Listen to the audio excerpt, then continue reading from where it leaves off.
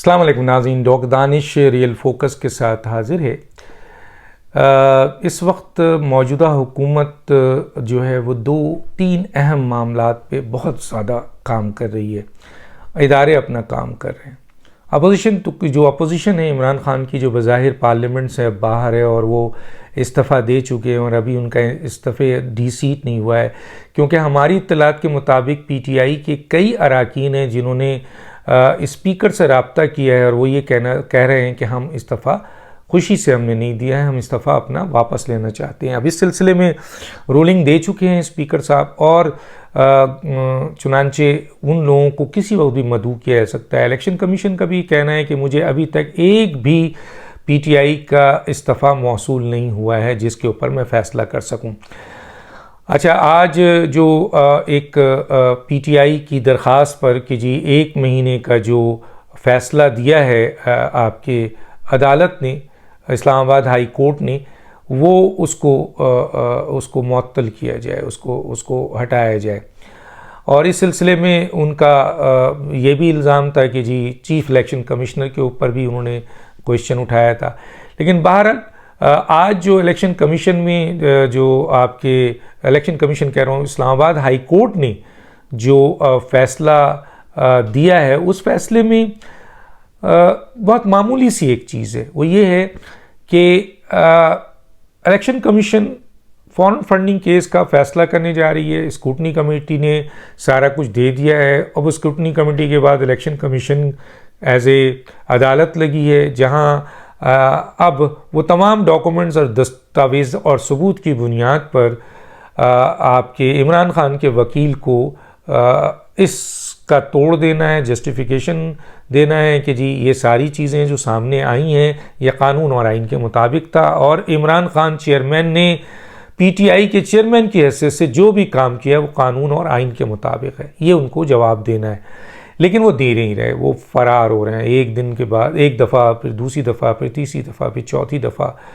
ये कह के कि जी आप एडजर्न कर दें, आप आगे कर दें, अभी मैं तैयार नहीं हूँ, अभी मैं बीमार हूँ। ये सिलसिला 7.5 साल से होते हुए आ रहा है। बहरहाल तो अब उन्होंने ये भी ऑब्जेक्शन लगाया कि जी इलेक्शन कमीशन कंप्लीट नहीं, हालांकि 3 मेंबर मौजूद हैं, आइन और क़ानून बताता है और मैं पहले भी बता चुका हूँ कि कंप्लीट है। तो इसके साथ साथ इमरान खान अदालत चले गए और एक अदालती फ़ैसला आया था कि 1 महीने के अंदर अब ये फ़ैसला करें, इस्लामाबाद हाई कोर्ट के सिंगल बेंच का। तो ये इंट्रा कोर्ट अपील में चले गए डबल बेंच के बाद। तो डबल बेंच ने ये फ़ैसला किया कि जी ये जो 1 महीने की रिस्ट्रिक्शन है ये हटा देते हमें। तो ये तो ना अकबर एस बाबर ने रिस्ट्रिक्शन की थी, ना इलेक्शन कमीशन ने। इलेक्शन कमीशन ने तो ये कहा था कि हम अप्रैल के अंदर फ़ैसला महफूज कर देंगे। उसके बाद अदालत में ये गए तो अदालत को गुस्सा आया कि भाई ये क्या मसला है कि आप ये फ़ैसला नहीं दे रहे हैं, जिसके ऊपर ये बार बार हमारी तरफ आते हैं। आप 1 महीने में फ़ैसला करें, इसका 7 साढ़े से ज़्यादा हो गया है।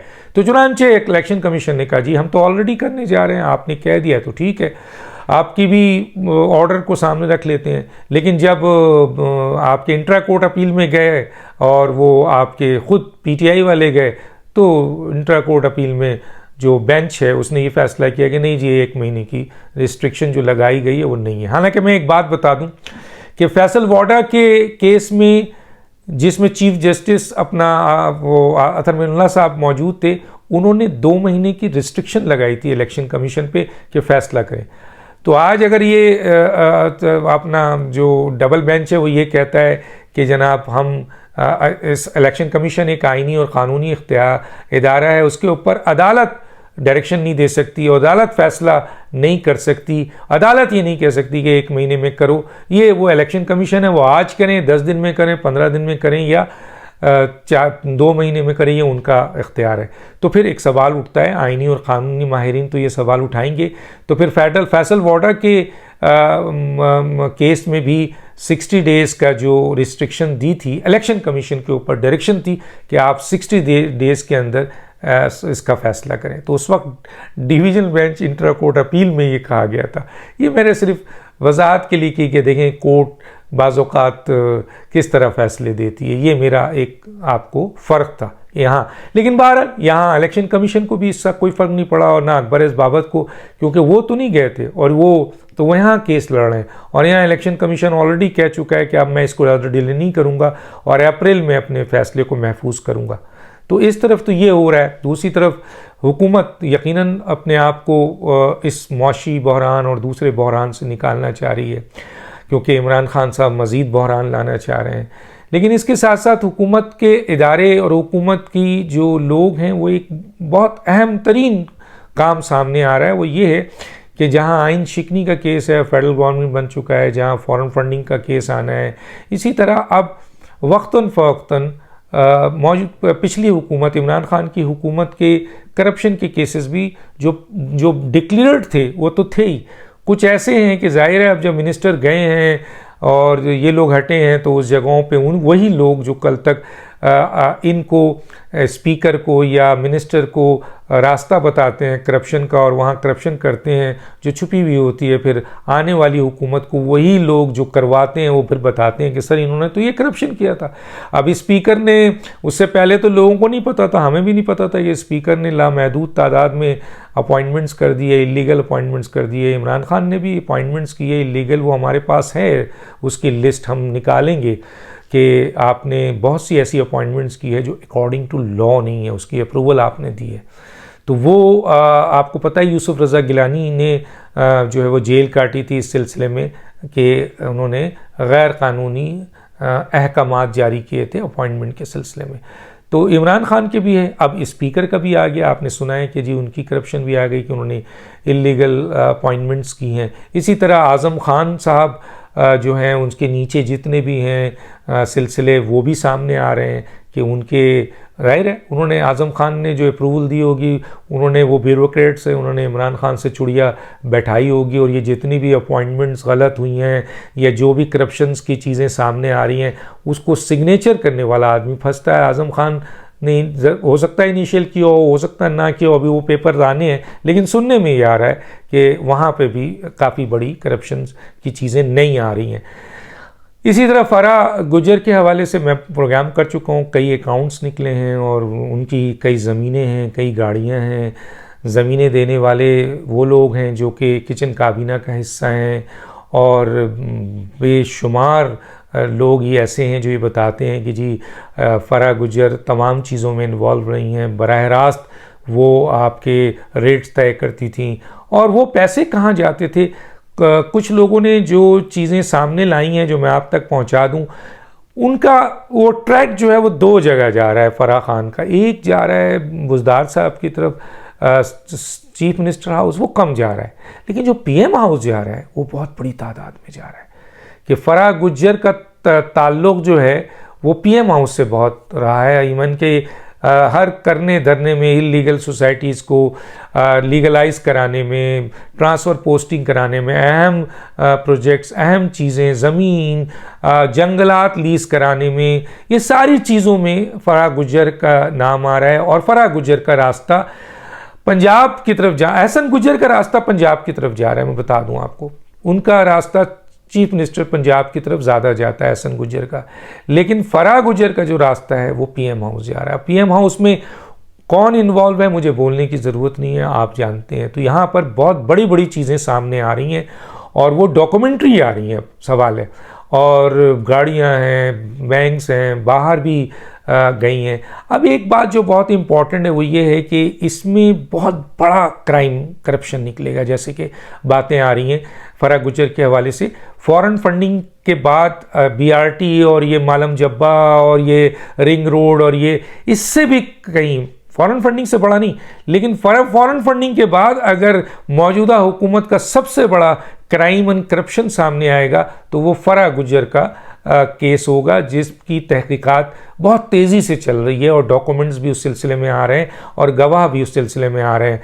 तो गोया कुछ लोगों का ये ख्याल है कि फराह गुज्जर जो है फोकल पॉइंट्स हैं, और किसी ने ये भी बात कही है कि गवर्नमेंट ये चाह रही है कि उनको वादा माफ़, आपको पता है जब वादा माफ़ गवाह बनाते हैं तो उस गवाह को काफ़ी रिलीफ देना पड़ता है, छोड़ देना पड़ता है, रिलीफ देना पड़ता है। तो वो मैसेज फराह गुज्जर तक जा चुका है कि जी आप वादा माफ गवाह बने इस केस में, तो हम आपको इस सिलसिले में जो भी रिलीफ कानूनी बनता है वो देंगे। फराह गुज्जर इस पे फैसला करने वाली हैं, लेकिन कुछ लोगों का ख्याल है कि अगर फराह गुज्जर वादा माफ गवाह बनने की कोशिश करेंगी तो उनकी जान को भी ख़तरा है, क्योंकि वो बहुत अहम राज लेके आएंगी। न सिर्फ कौन कौन इन्वॉल्व है इस करप्शन में वो लेके आएंगी, किस किस को पैसे गए हैं, कितने पैसे गए हैं, वो सारी की सारी डिटेल जो है वो फराह गुज्जर के ज़रिए यहाँ आएगी।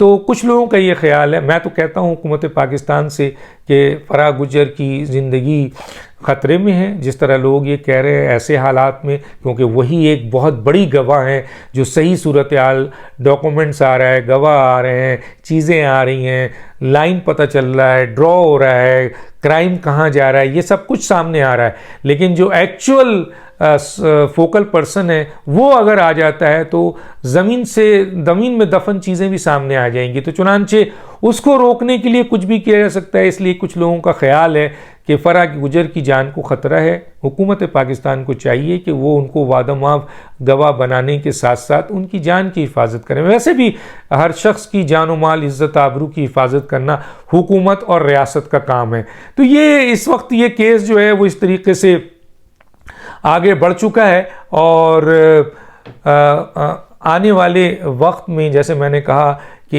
इसकी भी अरबों की दास्तानें हैं, जो अजब दास्तान है करप्शन की, ये सामने आएगी और वक्तन फ़ौक्तन आपको पिछली हुकूमत के मुख्तलिफ़ जगहों पे, जैसे रेलवे के हवाले से जो अपॉइंटमेंट्स हुई हैं, वहाँ पर जो आपके ठेके दिए गए हैं, वहाँ पे जो क्राइम हुआ है वो भी हम आपके सामने लाएंगे। जो मौजूदा था, जाहिर है वो रेलवे के वज़ीर वो देख रहे हैं। इसी तरह आपके मवासलात में जिस तरह 117 अरब रुपए की करप्शन थी, जिसमें से 7 अरब की अंडर, वो भी अब केस आगे की तरफ जा रहा है, उस पर भी काम हो रहा है। हम लोग उसमें लगे हुए होते हैं जो इस वक्त मुख्तलिफ मिनिस्ट्रीज़ के ऊपर, स्पीकर के ऊपर, प्राइम मिनिस्टर ने जो अप्रूवल दी हुई है इलीगल अपॉइंटमेंट्स की, वो लिस्टें भी तैयार हो रही हैं, वो भी सामने आ रही हैं। कुछ पहले से मौजूद थी, कुछ और आ रही हैं। तो ये सिलसिला सामने है। इमरान खान साहब इलेक्शन कमीशन के पीछे पड़े हुए हैं और एक मुल्जिम अपने केस में एक जज को हटाने की बात करता है। कितना बड़ा ये कानूनी फुकदान है। और उस सिलसिले में वो चंद हज़ार लोगों को लाकर वहाँ हमला करना चाहते हैं, लेकिन यकीनन चीफ इलेक्शन कमीशन ने इनको रद्द कर दिया है और उन्होंने कहा है मैं मेरिट पे फैसला करूँगा। और इमरान खान के लिए अब ज़िंदगी और मौत का सवाल है। जो सबसे बड़ा मसला है कि वो किसी तरीके से फॉरेन फंडिंग केस को डिले करवाएं और इसका फ़ैसला हो सके तो अपने हक़ में कराएं, जो कि नामुमकिन है क्योंकि सारी चीज़ें सामने आ चुकी हैं। और इलेक्शन कमीशन में जो लोग बैठे हुए हैं वो कानून और आइन के मतवाले हैं, ईमानदार लोग हैं। उन्हें इन बात का कोई डर नहीं है कि वो जो भी फ़ैसले मेरिट पे देंगे, जो माजी में भी उनको धमकी दी गई, उन्होंने इन चीज़ों की मरूब नहीं हुए। मैं पहले भी बता चुका हूँ, उनके साथ पाकिस्तान की अवाम भी है, हुकूमत भी है, रियासत और रियासती इदारे भी है। डॉक्टर दानिश को याद दीजिए। अल्लाह हाफिज़।